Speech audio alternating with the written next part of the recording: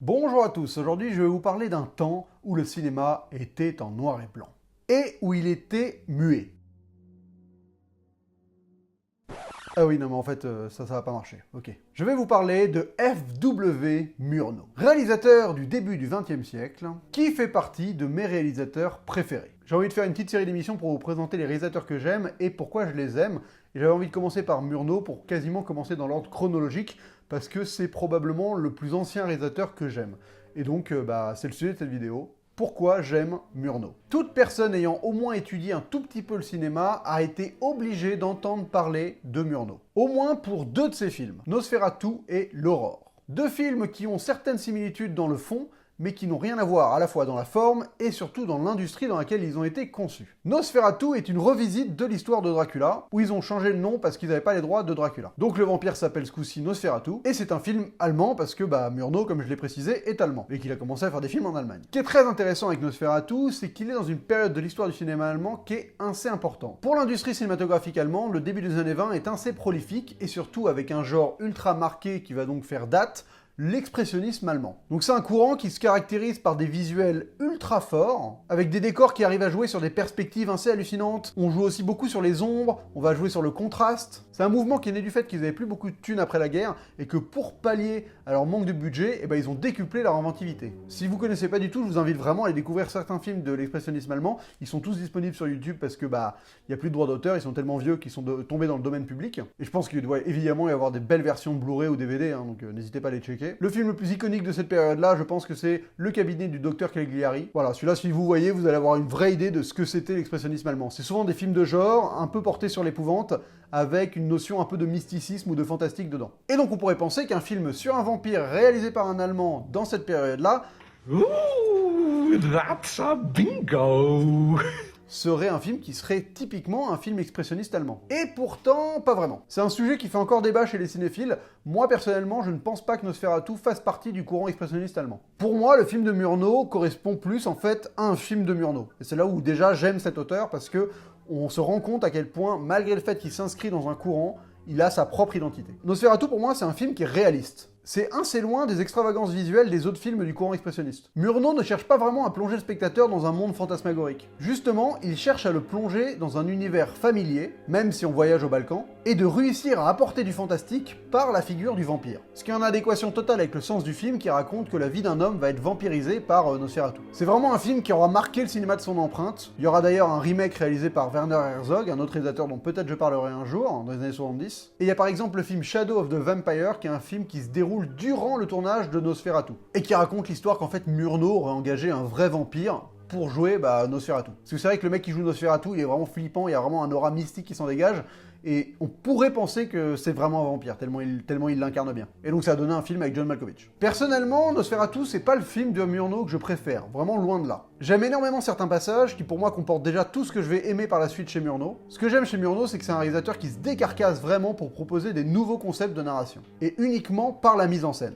Pour l'époque, franchement, pour moi, je considère que c'est vraiment un pionnier. Dans les moments que j'aime beaucoup, il y a cette séquence miroir entre Nosferatu et la femme du héros, où par un jeu de montage, Murnau arrive facilement à faire comprendre la connexion entre les deux êtres. Ensuite, il y a l'utilisation de certaines lumières que je trouve vraiment fort, notamment cette séquence. Je trouve l'effet très très bien foutu. C'est tout con, mais ça marche vraiment bien. Donc voilà, c'est des petites briefs d'inventivité qui déjà sautent aux yeux dans Nosferatu et qui va vraiment être décuplé par la suite de sa carrière. Parce que vraiment, c'est ça que j'aime chez Murnau, c'est que c'est un réalisateur qui essaye de raconter son histoire le plus visuellement possible. Alors à l'époque du muet, ça peut paraître débile de dire ça, parce qu'ils n'avaient pas d'autre choix, mais c'était par exemple un réalisateur qui a essayé de faire un film où il n'y a zéro carton. Il y en aura un seul dans le film après Nosferatu, Le Dernier des Hommes. Ce film est un chef-d'œuvre. Ça raconte l'histoire d'un vieux maître d'hôtel qui, suite à un déclassement de poste, va sombrer doucement dans la folie et l'alcoolisme. Enfin, dans l'autre sens, dans l'alcoolisme et la folie. Et ce qui est super fort, c'est que le film réussit constamment à épouser le point de vue de son personnage par la mise en scène. Plus que le point de vue, l'état d'esprit même. Notamment par des mouvements de caméra. Regardez-moi par exemple ce plan, donc ce faux plan séquence qui comporte un fondu au milieu pour raccorder deux plans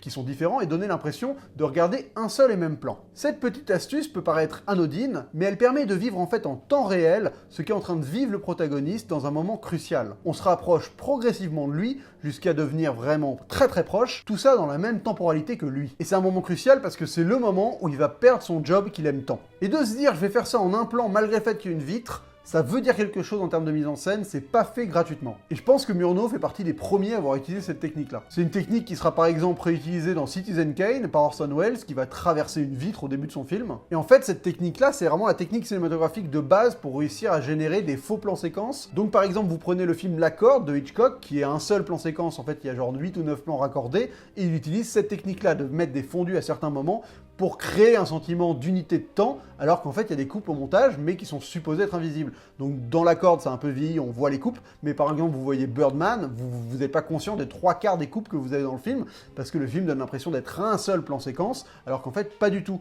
Et ça, pour moi, Murnau a posé les bases de ça avec ce putain de fondu. Et pourquoi je dis putain, je sais pas. En fait, si vous suivez ma chaîne, vous savez que j'aime les mouvements de caméra. C'est vraiment un truc qui me fascine, la manière dont un réalisateur va décider de bouger la caméra, parce que c'est avec ça qu'on observe l'histoire, et pour moi, ça raconte énormément de choses, mais c'est très compliqué à interpréter. Et honnêtement, des films qui enchaînent des plans fixes, ça me dérange pas plus que ça, mais c'est pas les films qui me parlent le plus. Moi, j'aime les réalisateurs qui font bouger leur caméra pour réussir à en dégager du sens, du mouvement, de l'énergie, ou je ne sais pas quoi d'autre, mais j'aime le mouvement. Et en fait, je trouve que Murnau, c'est vraiment celui qui a posé certaines bases hyper importantes du cinéma au début du XXe siècle, notamment dans les mouvements de caméra. Vraiment, tu prends les grands réalisateurs du XXe siècle, je pense qu'ils ont tous pompé Murnau à un moment. En tout cas, sur les mouvements de caméra, ceux qui en font. Un autre exemple, cette séquence où notre protagoniste est supposé écouter deux ivrognes qui jouent de la trompette en bas de chez lui. Et donc, on a un plan travelling arrière un peu s'envolant de la trompette, pour après raccorder directement avec notre héros qui est en train de regarder par la fenêtre. Le mouvement de ce plan avec le montage arrive immédiatement à nous faire comprendre que le son qu'il a entendu est allé directement dans son oreille. Et on arrive quasiment, en fait, à entendre le son à sa place, alors qu'on est dans un film muet et qu'évidemment, il n'y a pas le son de la trompette à ce moment-là. C'est une manière de représenter le son dans un film muet qui est assez inventive.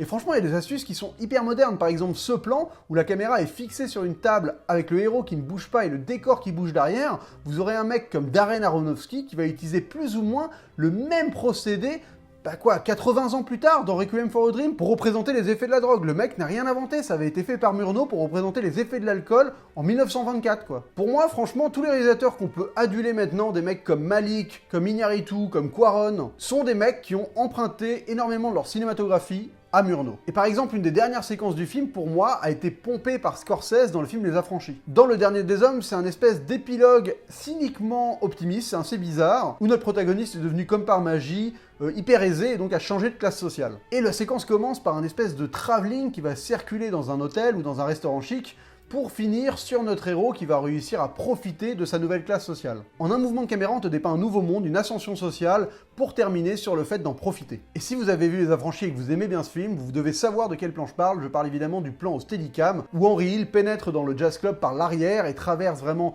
tout le bâtiment pour finir à sa table, à kiffer. Et pour moi, c'est vraiment le même principe, mais évidemment avec la modernité de Scorsese et l'époque inhérente. Et les idées de Murnau, elles s'arrêtent absolument pas au mouvement de caméra. Regardez-moi ce fondu par exemple, ça c'est un des plus beaux fondus de l'histoire du cinéma. En une seule superposition, on arrive immédiatement à comprendre qu'on va rentrer dans la tête du mec et qu'on va assister à un de ses rêves. C'est tout con, mais voilà, cinématographiquement, on rentre dans la tête du mec juste par un fondu qui est bien placé, qui est bien calibré, où il arrive à associer deux images qui vont parfaitement ensemble. Je dis pas du tout que Murnau est le premier à avoir fait tout ça, hein, rien qu'en pensant à Abel Gance, je pense que le mec a dû couvrir une majorité des techniques dont je viens de parler dans les films qu'il a fait avant que Murnau fasse du cinéma.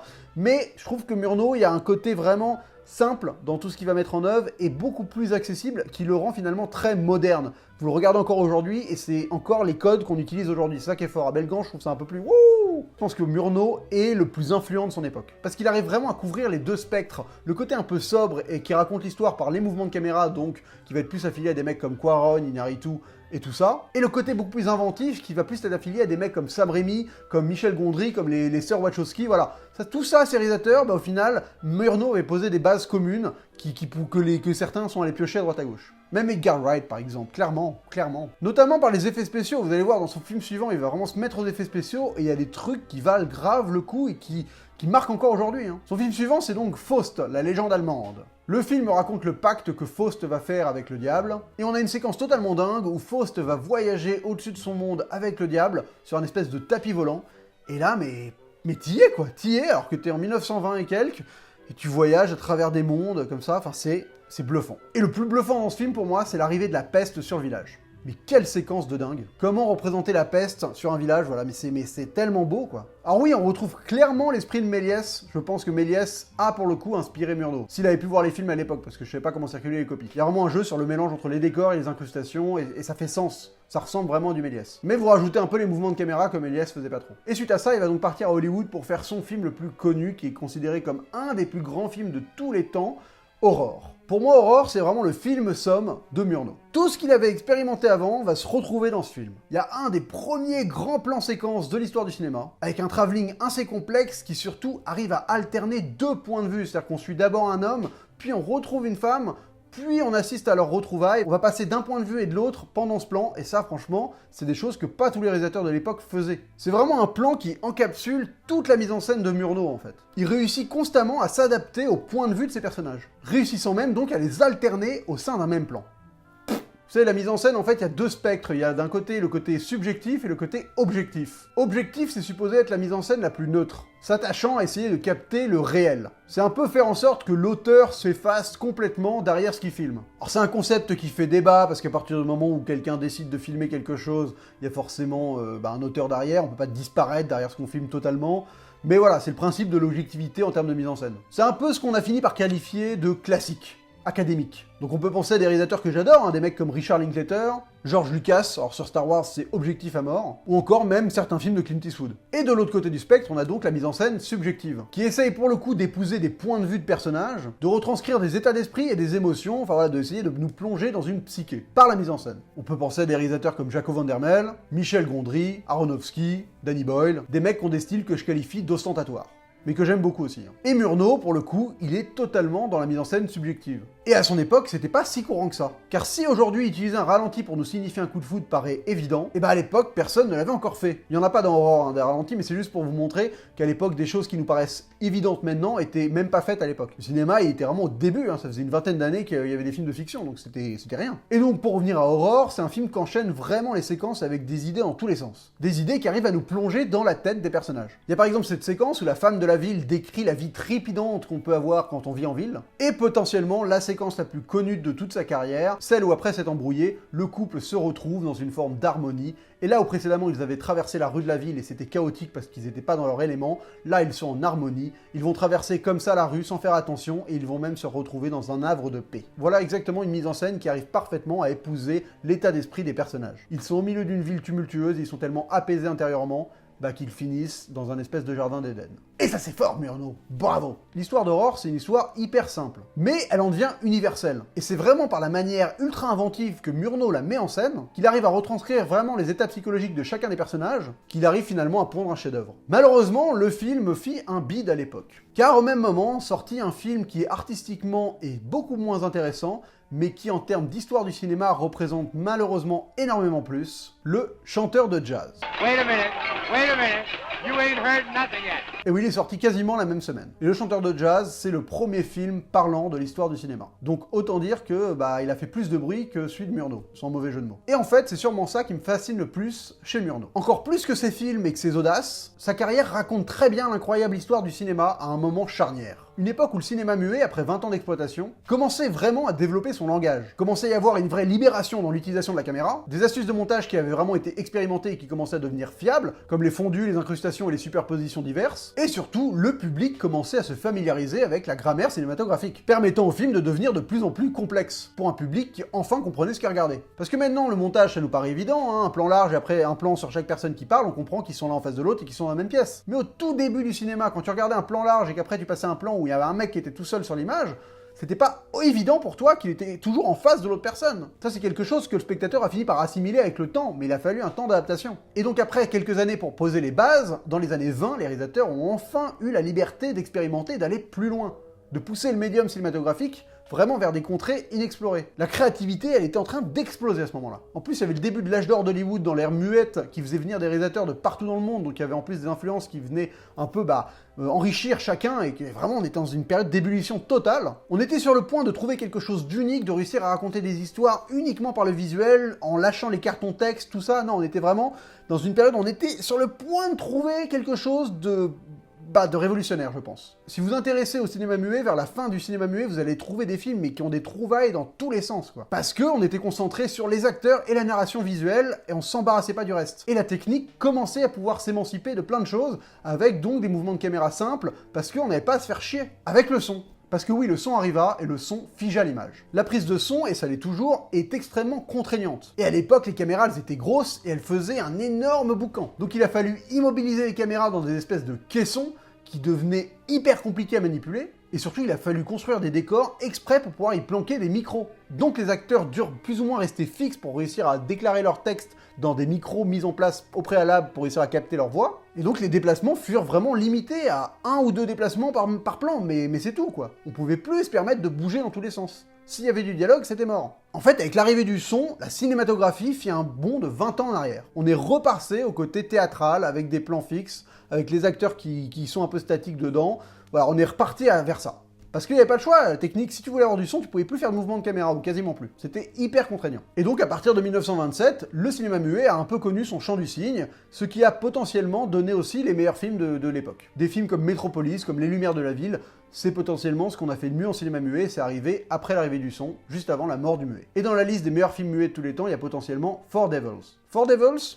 Non, ça vous dit rien? Eh ben, jamais imaginé que Four Devils, c'est probablement le plus grand film de Murnau. À mon avis, c'est celui où il a expérimenté le plus loin son audace et sa volonté de narration visuelle. Ça raconte l'histoire d'une famille d'acrobates. Et j'imagine des plans totalement fous pour réussir à nous plonger au cœur de ces spectacles de trapézistes, quoi. Un ballet virevoltant, une immersion de dingue. J'imagine, parce que je ne peux pas le voir. Le film a disparu. Il n'existe plus aucune copie de ce film.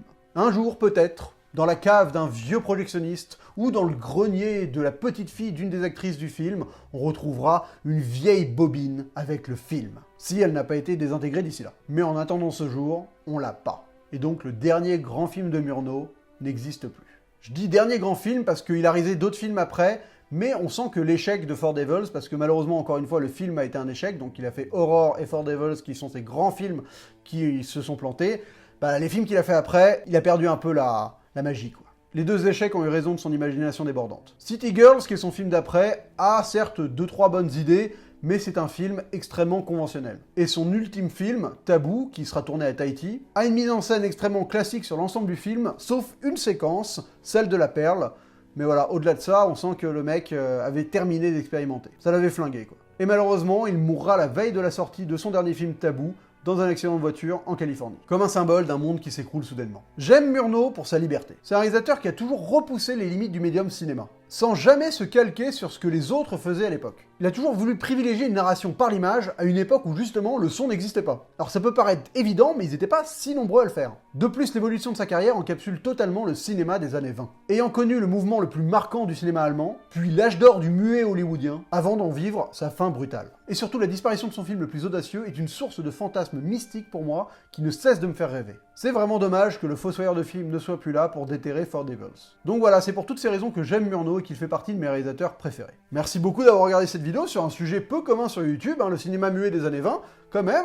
Mais voilà, ça m'a fait très plaisir de vous en parler parce qu'en fait, c'était les blockbusters de l'époque, les films de Murnau, donc vous pouvez y aller, je pense que ça va vous plaire. Si vous aimez le cinéma, il n'y a pas de raison que les films de Murnau ne vous attirent pas, parce que c'est vraiment un mec qui a des idées en tous les sens, et donc c'est hyper inventif, comme j'ai décrit durant toute cette vidéo. Donc si ça vous a plu, n'hésitez pas à me commenter des choses, n'importe quoi, je sais pas, une recette pour un truc que je devrais bouffer ce soir, pourquoi pas. D'autres choses à vous dire aussi, c'est de vous abonner si vous avez aimé cette vidéo, de mettre un pouce vers le haut parce que ça aide au référencement et tutti quanti, et de partager cette vidéo sur les différents réseaux sociaux pour que les gens aillent découvrir Murnau et que Murnau redevienne un top tendance sur Twitter. Ce serait vachement cool de voir FW Murnau en hashtag, non mais je déconne. Voilà, mais en tout cas vous savez, vous pouvez aussi aller sur mon Utip pour regarder des pubs et financer d'autres projets de ma chaîne. Voilà, écoutez, sur ce, j'ai envie de vous dire que ça m'a fait extrêmement plaisir de parler de vieux cinéma pour une fois, et on se retrouve très vite pour une future vidéo, et d'ici là, bonne toile!